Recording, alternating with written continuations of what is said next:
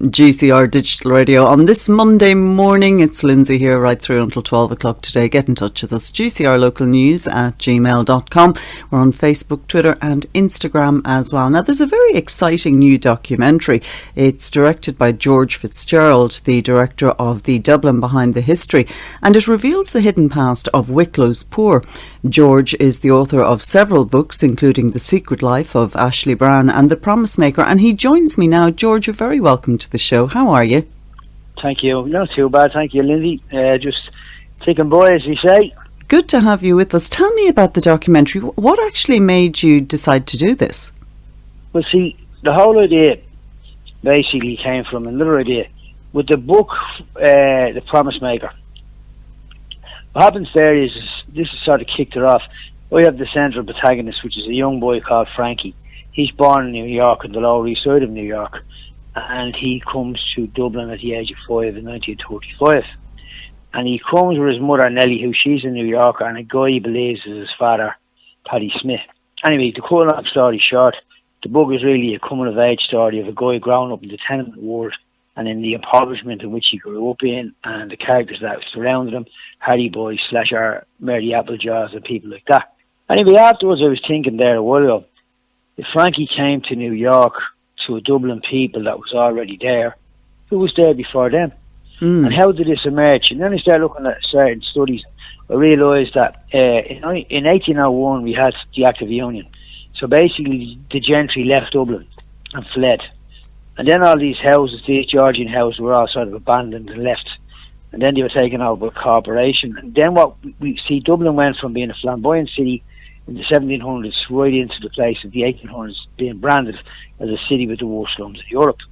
And so then I took a look at the famine. And when I came and looked at the famine, I understood that even though the population of the nation was decreasing rapidly, Dublin was increasing. So while they were decreasing, Dublin was increasing. So why was it increasing, and who are these people coming from? So the first stop I said to myself was, they must have come from Wicklow. It would have been the first stop I looked at. I looked at Wicklow, and then I found this, that Wicklow had the highest intermigration to Dublin City than anywhere in the nation. And you had to understand that the people that were getting on the coffin ships would have been sort of people that had some sort of financial benefit because they could afford the coffin ships. And then you went to the 5 Points in New York, Boston, and all that places. But then the poorest of the poorest ended up coming to Dublin. And then when I looked at Wicklow, I said, Jenny, so the highest migration within the nation, right to Dublin, was coming from Wicklow. Wow. It was so strong. It was actually women. The women. It was really a lot of women that were leaving Wicklow. It was so strong that it actually mixed up the whole sexist thing in Wicklow. There was very little women as compared to was men. And then I said to myself, well, what was Wicklow like in the 1800s? So then we started to investigate it. And to be quite true with you, the documentary really only sort of scratches the surface of the whole thing. You had three workhouses in Wicklow. Now you had workhouses all over the country. You had 2 in Dublin, but you had 3 in Wicklow. And then you had one character. There was 2 particular characters. One character sort of stood out. Her name was Elizabeth Smith. She was a Scottish woman, and she had a major problem with Catholicism. We didn't go into too much detail about that. However, she didn't have a problem with Catholics because she was extremely instrumental in helping the Catholics, in helping the poor that was in Wicklow.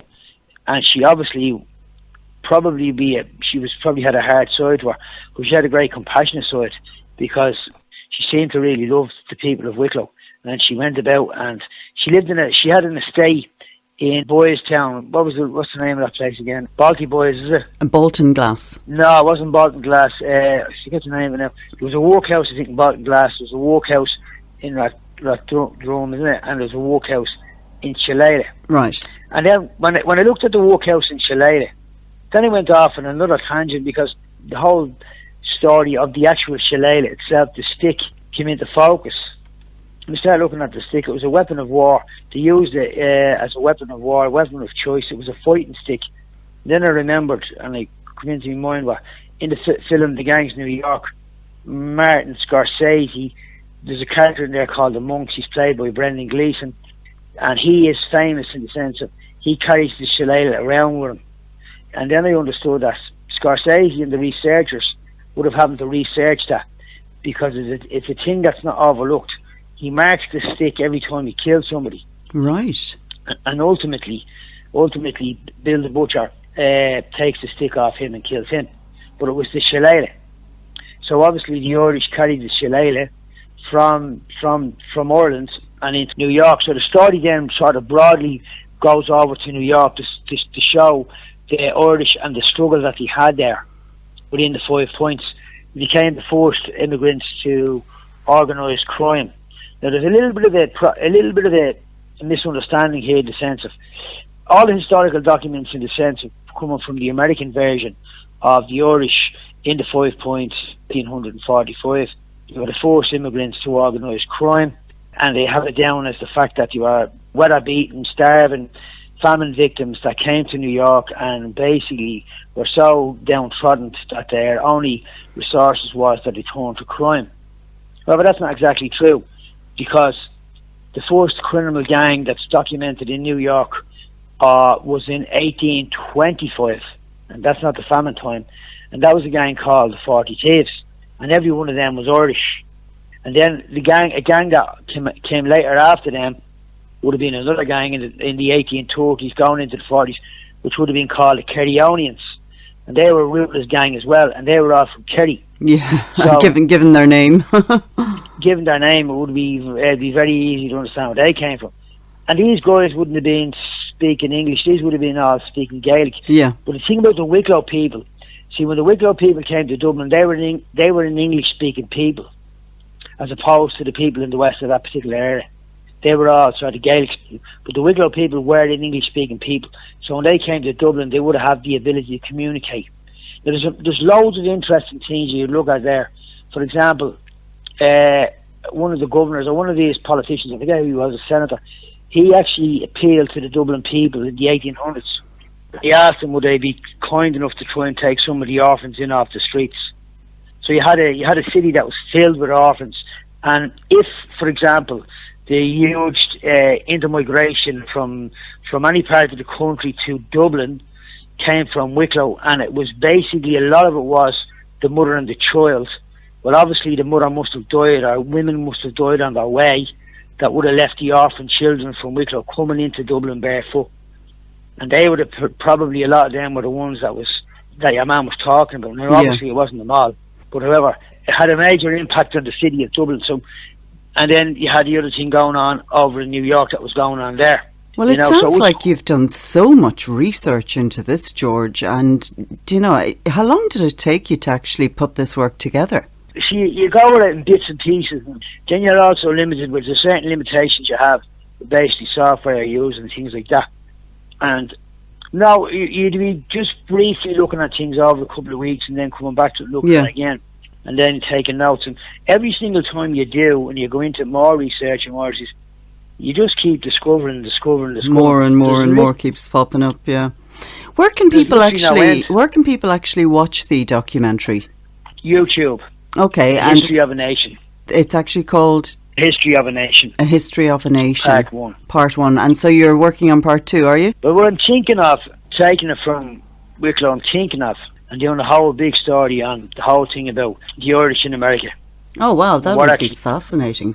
Yeah, because the Irish in America, see, don't forget, the thing with the Irish in America, they were definitely without doubt the ones who became the first immigrants to organised crime, became the first New York gangsters. But then over on the other side, you had that down in the Lower East Side, which is the 5 points. Gangs in New York, written, basically films made by the book that was written in 1927. But then don't forget, in Midwest Manhattan, which would have been a different place in the 5 points, you had Hell's Kitchen. And Hell's Kitchen was predominantly an Irish neighbourhood. There was absolutely no doubt. We're in the 5 points, you had Jews and Italians that would have went in there. But in Hell's Kitchen was completely and utterly not Irish. Right. And it remained that way from the 1800s up to the 1970s. Well, do you know what? It sounds like you've got an awful lot of work to do to get Part 2 underway. But it's been an absolute pleasure to have you with us today. Thank you so much for joining me. No problem at all, Lynsey. You take care, George. Thank you very much. Bye. Bye. That is George Fitzgerald, the documentary maker of A History of a Nation Part 1. And of course you can actually have a look at it on YouTube. I tell you what, it sounds fascinating. Can't wait to have a look at this. I'll probably do that later on this evening. Get in touch with us.